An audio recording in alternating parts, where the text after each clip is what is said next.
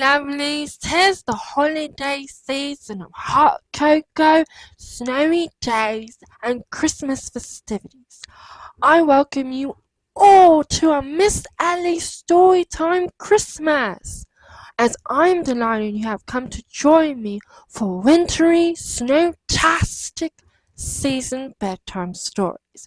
So snuggle up and cozy up and let's together journey into the imagination, dreams, and adventures into our bedtime story. Hello, lovelies! Tonight's bedtime story is Christmas Farm by Mary Lee Ray and illustrated by Barry Root. Alright, lovelies, let's begin. Wilma had grown petunias and sunflowers for years. She was ready to graduate to something else, but she couldn't decide what.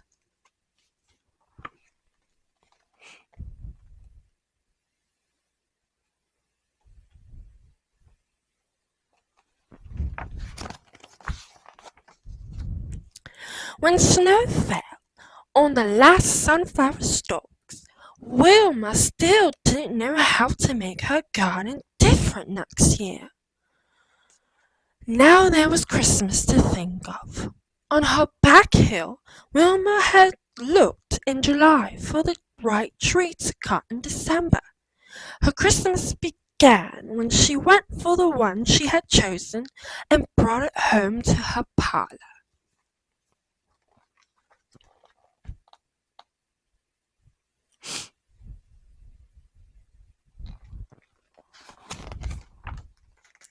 But before she wrapped the green branches with lights, she thought of people who had no back hill. Where would they find such a fine tree? Then Wilma knew. She knew what to plant instead of petunias. She needed a shovel, string, scissors, time. She needed good brown earth. She had them all.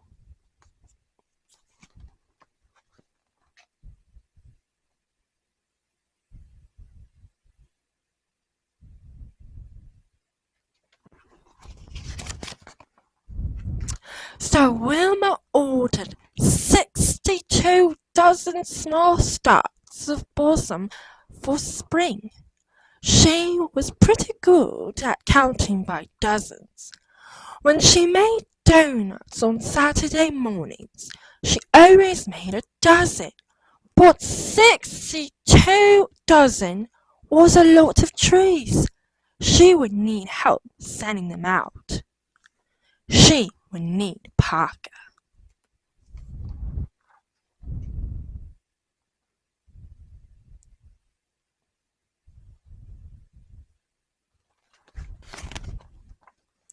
Parker lived next door. He was 5, like the seedlings. Every 4th of July, Wilma and Parker made a parade, waving flags and banging on pots and pans. At Halloween, they made jack-o'-lanterns. Parker had helped Wilma grow sunflowers. He would help again.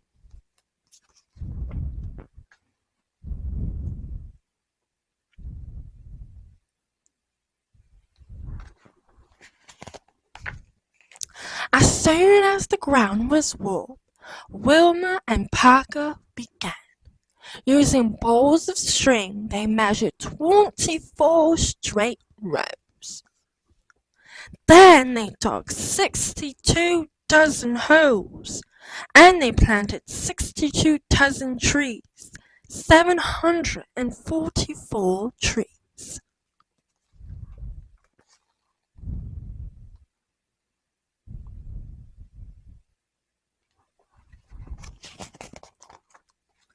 Will they be ready by Christmas?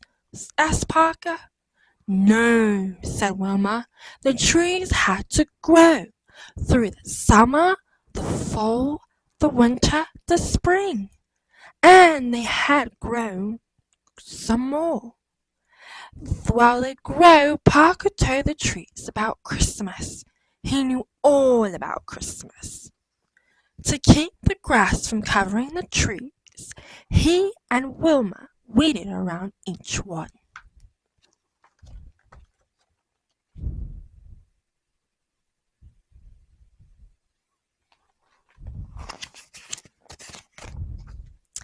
Then October's leaves blew across the trees, and November's snow began to fall. Before winter's end, some of the trees were lost to mice that ate the stems and roots, but 719 remained. Though the young trees woke with the spring, and again Wilma and Parker weeded around them, and Parker told them things. Now that he was 6, he knew even more than when he was 7 or 5.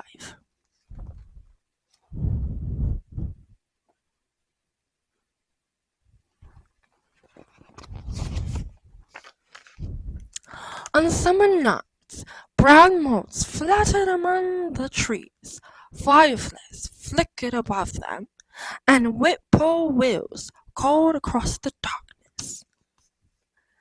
Then fall came again, and winter. During the long cold months, some of the trees were lost to deer that dug in the snow to chew the sweet green tips, but 673 survived.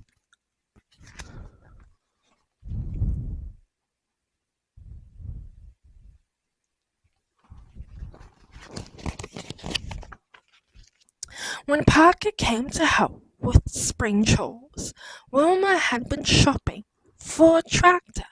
She chose a blue one with a horn, though there was nothing to hunt at except the sky, the ring of mountains, yellow dandelions, and Parker.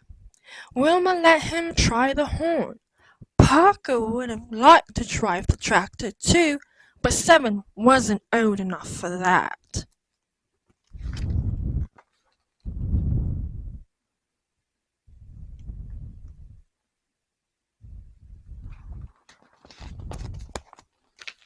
The trees weren't old enough either.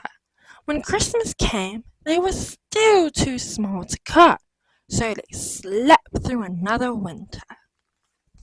Again, some were lost to mice and deer, storm and ice, but when spring came, there were 652 left. Wilma mowed. Parker ran among the rows, counting. 652 was a big number to count, but Parker could do it now that he was 8.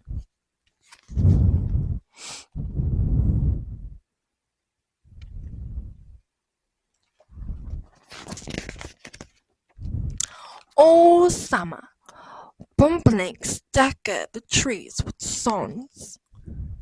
Then fall came, winter came, snow came. Moose cracked some of the branches and chewed them, but 617 trees survived.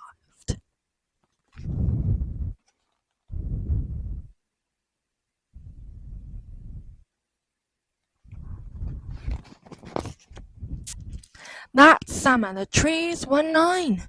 It was time to shape them. Wilma and Parker worked together. Now that he was 9, Parker could reach almost as high as Wilma. Some of the trees they left as their branches had grown for people who liked trees that way. The rest they trimmed round and round for people who liked them that way. Soon the trees would be Christmas trees.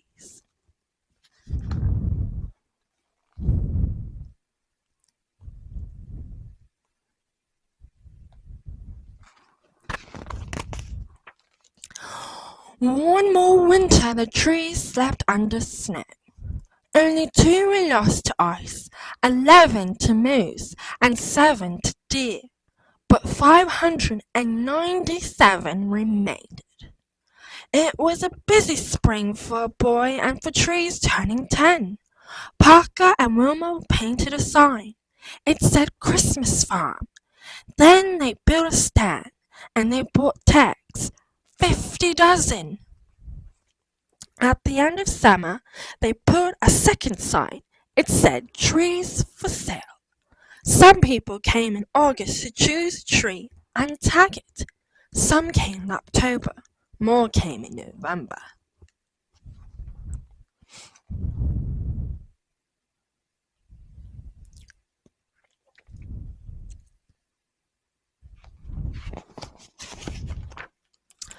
The most came in December.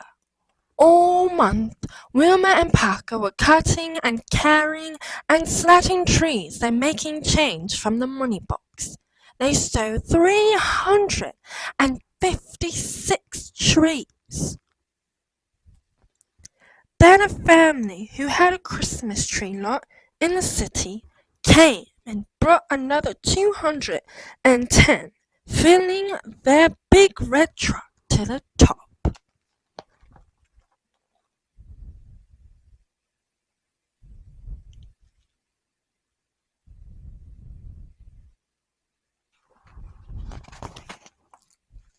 At last it was time for Parker and Wilma to choose their trees.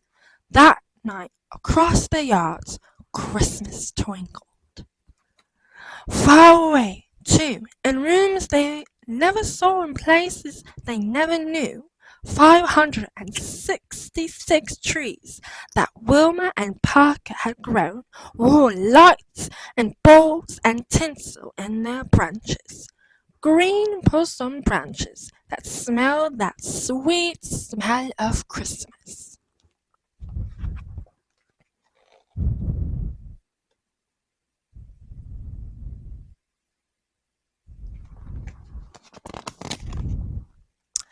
Back on the hill, the 29 trees that weren't chosen began winter again. Parker told them they would grow tallies for people who wanted tall trees next year. By spring, new green would appear where each cut tree had been. One tiny sprout would become a new trunk. The trees would grow back on their own. But some sprouts might be crooked, some might be chewed, and there was room on the farm to start more.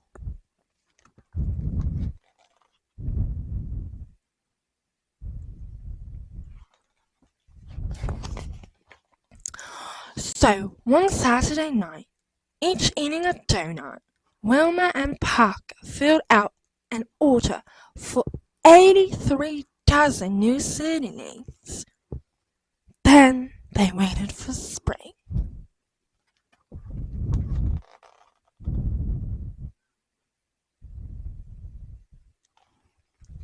Alright, lovelies, it's time for bed. Good night. Hello, lovelies. If you like this video, give it a thumbs up. And you want to see more of my storytime videos, hit the subscribe button down below and click the notification bell so you miss any of my videos.